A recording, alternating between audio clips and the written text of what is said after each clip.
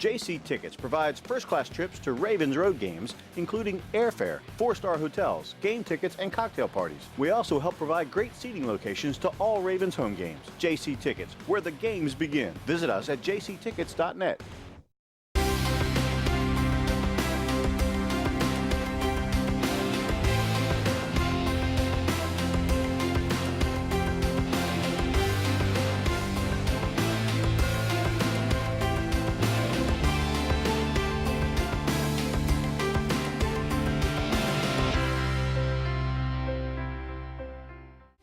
Ravens Wrap is sponsored by Bud Light, jctickets.net, Geico Insurance, Dunaway Furniture, Ocean City Golf Club, RussellStreetReport.com, Comfort Inn Gold Coast, Holiday Inn Express, BuyAToyota.com, your official site for Toyota deals. The original Green Turtle, hosted by the Blue Ox Bar and Grill. And welcome back in. It's the original Green Turtles Ravens Wrap Show on Comcast Speech TV and our newest media partner, Channel 47, WMDT TV 47. Mike Bradley, John Gehrig, Bruce Laird, and Bobby Vermillion on set here at the Blue Ox Bar and Grill and the Ravens Room, 127th Street and Coastal Highway in Ocean City. Don't forget to check us out on Facebook, Ravens Wrap at the Blue Ox. And in this segment, it is time to preview the upcoming game, 1 o'clock, as the Ravens kick off the first of 3 AFC North divisional games. I think the NFL went a little overboard with 3 divisional games. 2 is one thing, but 3 is another. But so it is 1 o'clock kickoff at the Bank. Now, the Ravens have won 5 of the last 7 against the Bengals. And just quickly, some interesting stats. Since John Harbaugh's taken over, home record, 39-9, second best in the NFL. Since 2000, the Ravens at home, 85-27, second best again in the NFL. Both of these two, the New England Patriots, who are number 1. Also, under John Harbaugh, the Ravens 11-0 in September home games. That's ranking as the NFL's best. And defensively, the Ravens only give up an average of 15.5 points under John Harbaugh. Guys, the Bengals come in a team, 3 straight seasons. They've gone to the playoffs, have come up short. Andy Dalton has had some rough games. He's still got a big contract. There are some big changes, though, to the Bengals, not necessarily personnel-wise, but 2 new coordinators. Now, Hugh Jackson takes over for Jay Gruden. On the offensive side, they're going to run, supposedly, a more run-based attack, and they do have a good offensive line to do it. And then their defensive coordinator was the former linebackers coach who takes over for Mike Zimmer. I think that's a big loss with Zimmer gone. No but your initial thoughts on the Cincinnati Bengals? I think they're a pretty solid team. I mean, they're built a lot like, they're almost like cousins to the Steelers and to the Ravens. So they're built the same way. It's going to be a punch in the mouth type of football game. They have very talented, skilled players. With A.J. Green, top 5 receiver in the NFL. You have Marvin Jones. I don't know if he'll play. Jones is not going to play in this game, but later in the year. Mohamed Sanu is another good one, though, that can fill right in for him. At running back, you have a second-year guy, Giovanni Bernard, who catches a lot of balls out of the backfield, so going to put more pressure on the secondary and can run the ball. They have Jeremy Hill, a rookie, that is also pretty talented. They want to run the ball. Don't forget the tight ends, too. Gresham and Eifert. Yeah. Eifert, yeah. I mean, so they have a lot of options, and Dalton's the opposite of Flacco. Dalton is a regular season stud who peters out in the playoffs. So he can sling it around. Well, I said he's opposite. Flacco has a Super Bowl, all right? Every time I mention his name, I get booed. It was a compliment. It was. It was a compliment to Flacco. It was kind of a backhanded compliment. It was a compliment. But hey, he's trying to work with us. Right. Yeah, right. Cincinnati's solid, and but we know them, so that's a benefit. We've had when the Ravens have a whole, except I guess last year when Denver came out and Manning put 7 touchdowns on us. I mean, we typically do pretty well when we have a season to prepare. Well, the first half was a good game. It was the second half that was a debacle. The cat and mouse game between Hugh Jackson and Dean Pease. I mean, I'm going to love this. I mean, you was here with us. Now the offensive coordinator for Cincinnati goes back a long way with Marvin. So there's a lot of familiarity there. There's a lot of stuff. I mean, there's going to be like a love fest between the coaching staffs in pregame. Get to the stadium early and really get a charge out of watching all the coaches talk to each other. And then towards the end of the year, they're all lobbying for jobs. But early on in the season, it's really funny because it's a huge fraternity. But I think that matchup between those 2 coordinators and their players is going to be very, very interesting for me. I think a big an edge to Cincinnati now that they have Hugh Jackson as their coordinator. Well, Mike, I think to me this is like a horse race. I think you've got 5-2 favorites right now. I mean, you could basically take the Ravens, the Bengals, and the Steelers and make a case for each team to win the division. And Gil Brandt had a nice article today on NFL.com, and he just said, hey, it's just a tough division to pick because these teams are very similar.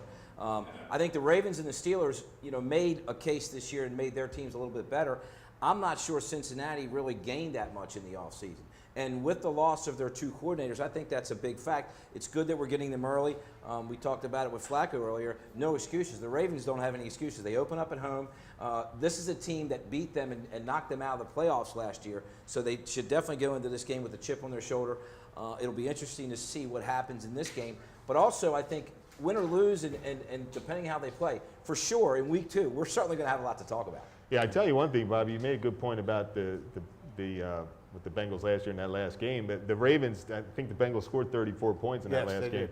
But both games against the Bengals last year, we talked about the high-powered offense, but the Ravens pretty much defensively held up pretty well against that offense. And in that last game, we got some turnovers, but we didn't convert any touchdowns. Joe didn't convert any touchdowns.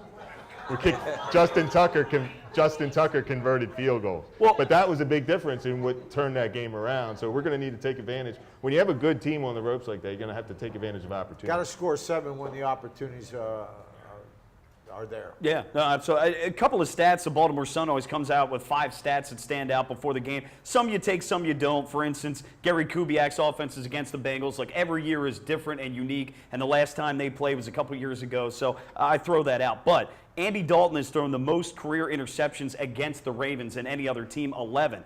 Unfortunately, though, too, Flacco has one of the lowest career passing ratings against the Bengals as well. So maybe those two wash each other out. But let's get into it. I know you're going to bring up the corner situation, but I agree the matchups in the trenches are going to be very interesting because, offensively, Cincinnati's got a great offensive line. However, they've got a rookie center.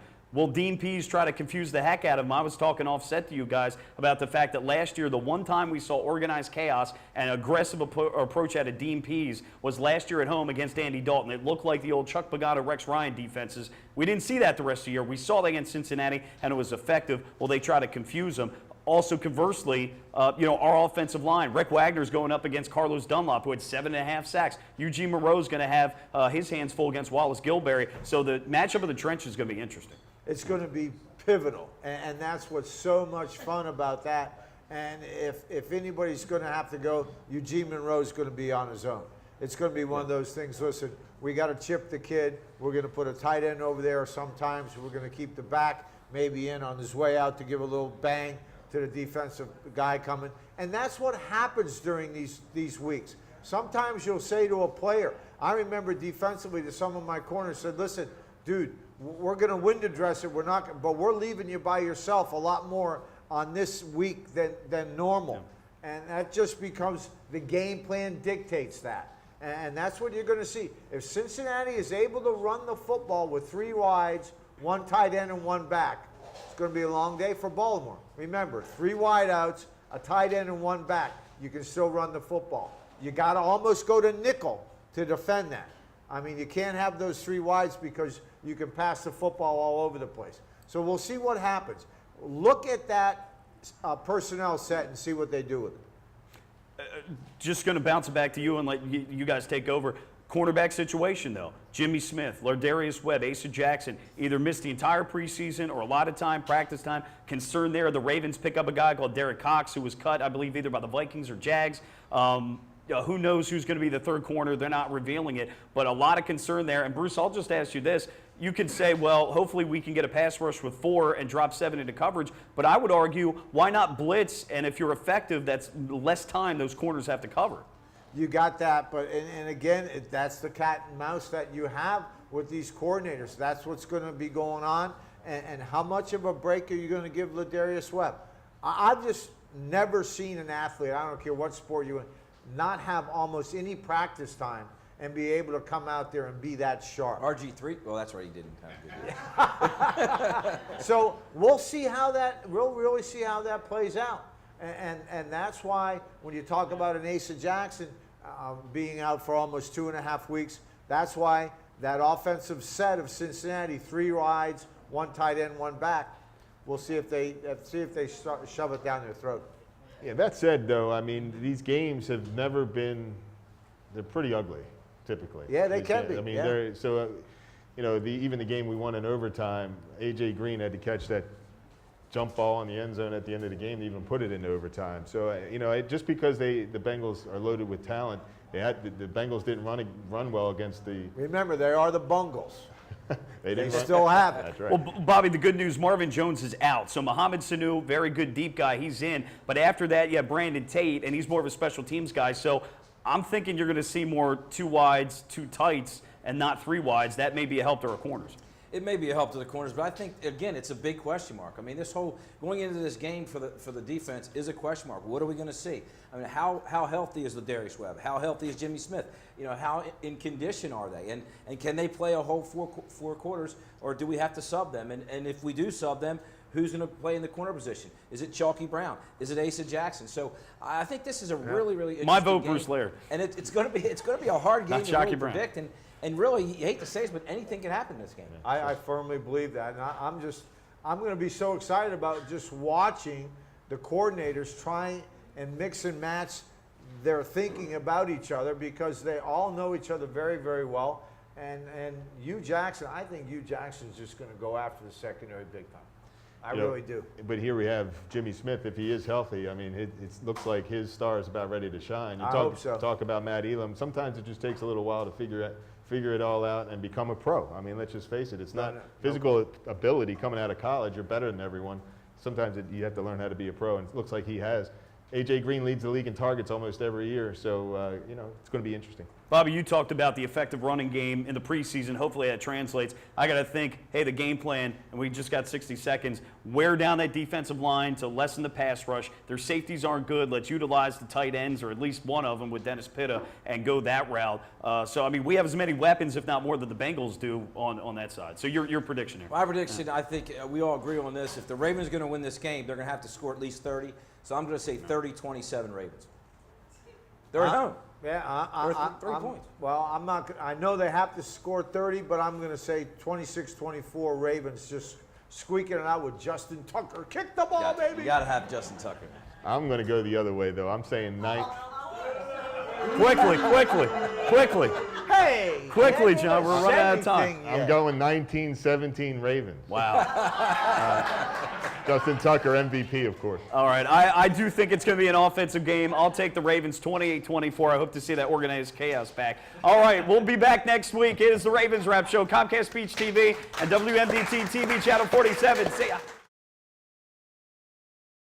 JC Tickets provides first-class trips to Ravens road games, including airfare, 4-star hotels, game tickets, and cocktail parties. We also help provide great seating locations to all Ravens home games. JC Tickets, where the games begin. Visit us at jctickets.net.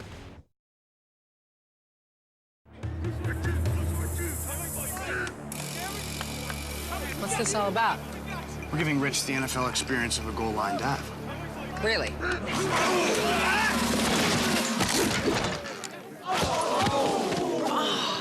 There's an easier way to get an ultimate NFL fan experience. Just snap the tag wherever Bud Light is sold and you could win. Bud Light in the NFL. Here we go. Can I make it? On the internet, yes. Into the end zone, no.